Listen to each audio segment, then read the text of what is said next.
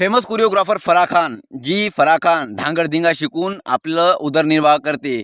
ती म्हणते की होळी हा सण छपरी लोकांचा आहे म्हणते.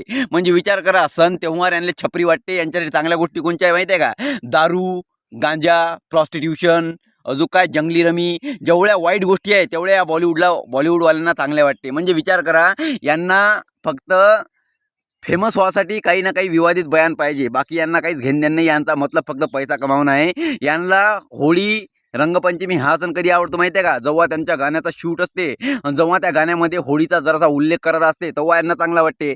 झक मारायला सेलिब्रेट करत.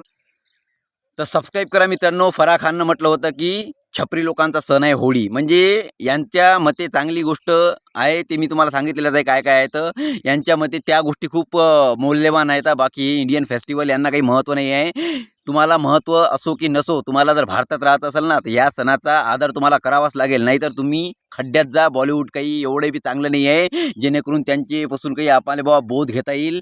निव्वळ टवाळक्या नंगे होऊन स्क्रीनवर नाचतात ते तुमच्यासाठी चांगलं आहे. सबस्क्राईब करा. अशा लोकांना थारा नका देऊन भेटू नेक्स्ट टाइम स्क्रॉल करता करता.